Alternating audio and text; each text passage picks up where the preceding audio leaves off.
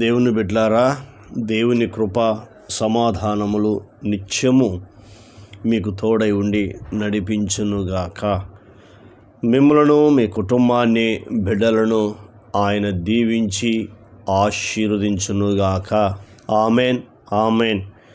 ఆయన కృప యుగయుగములు తరతరములు నిరంతరము మీపైన మీ పిల్లలపైన ఉండునుగాక.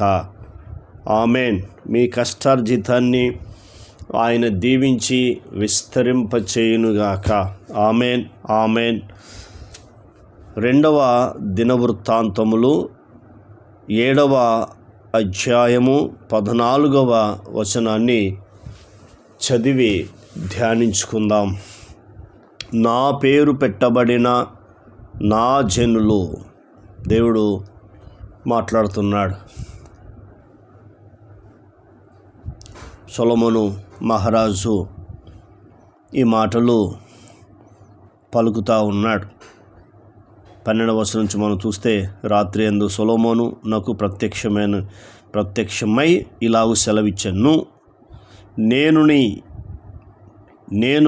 నీ విన్నపం అంగీకరించి ఈ స్థలమునకు నాకు బల్లర్పించు మందిరముగా కోరుకొంటిని అని మాటలు తెలియపరుస్తూ చేస్తున్నాడు. చెబుతూ దేవుడు సొలొమోను మహారాజుకు ప్రత్యక్షమయ్యాడు. అవి విషయాలు చెప్తా ఉన్నాడు. అప్పుడు చూడండి ఎంత అద్భుతమో. నా పేరు పెట్టబడిన నా జనులు.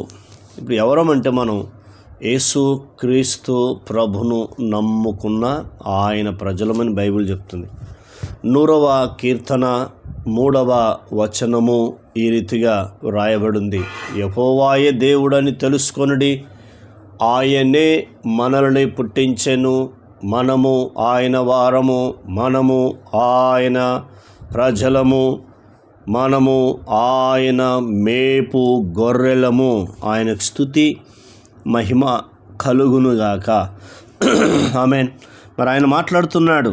నా పేరు పెట్టబడిన నా జనులు ఏం చేయాలో చెప్తున్నాడు.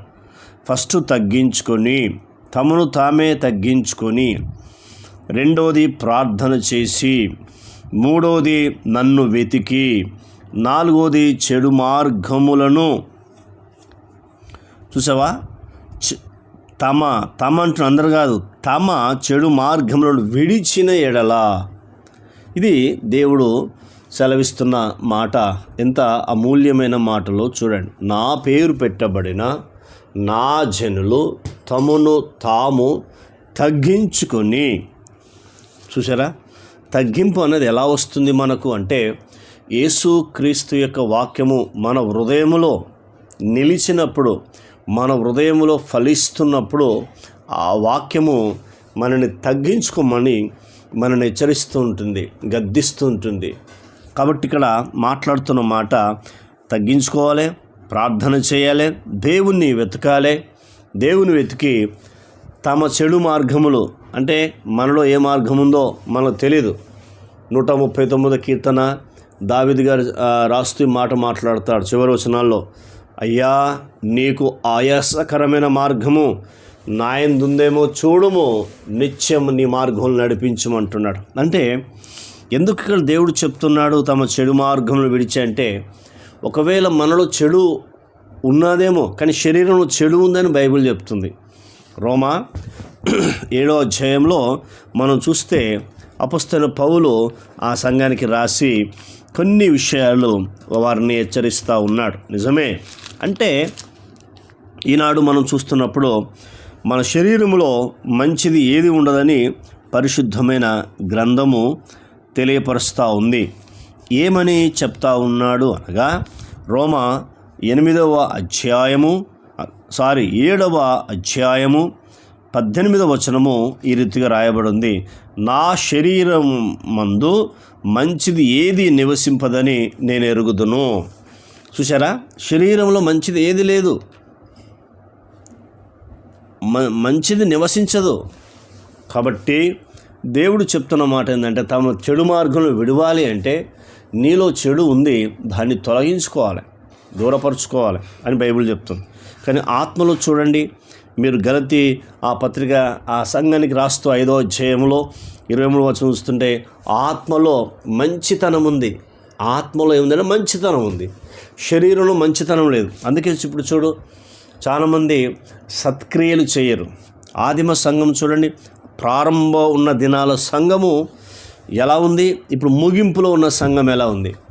ప్రారంభ దినాల్లో అపొస్తలుల ద్వారా వాక్యం విన్నప్పుడు వారు హృదయం నొచ్చుకొని వారు 3000 మంది అతని వాక్యం అంగీకరించి బాప్తిసం తీసుకున్నారు. వారు ఎలా ఉన్నారంటే అక్కడ మనం చూస్తున్నప్పుడు సహవాసంలోను, బోధలోను, రొట్టె విరుచులోను, ప్రార్థనలోను ఎడతేక ఉన్నారు. వాళ్ళు 4 పనులు చేశారు. మరి ఇప్పుడు ఉందా ఈ సంఘం? అంతేకాకుండా మరో పని చేశారు, ఏంటంటే అది వాళ్ళ స్థిర ఆస్తులు అమ్మి అందరికీ పంచిపెట్టారు, పరిచర్య చేశారు. ఇప్పుడు ముగింపులో ఉన్న సంఘం ఎలా ఉందంటే ఆస్తులు సంపాదించుకుంటున్నారు భూమి మీద. దేవుడు పరలోకంలో సంపాదించుకోమని చెప్తే ఇక్కడ భూమి మీద సంపాదించుకుంటున్నారు. అందుకే దేవుడు ప్రార్థన వింటున్నాడు కానీ ప్రార్థన జవాబు ఇవ్వట్లేడు. కారణం ఏంటంటే నువ్వు నడుస్తున్న మార్గం చెడు మార్గం, తగ్గింపు లేదు, ప్రార్థన జీవితం లేదు, దేవుని వెతకడం లేదు. ఏమో వెతుకుతున్నావు?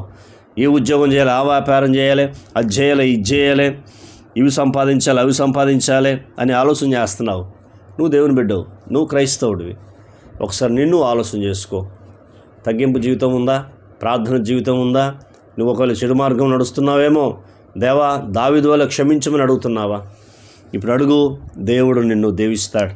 ఈ భూమి మీద కాదు నీవు నిన్ను సంపాదించేది, పరలోకంలో మన ఆస్తిని సమకూర్చుకోమని యేసు ప్రభు స్వయంగా చెప్పాడు.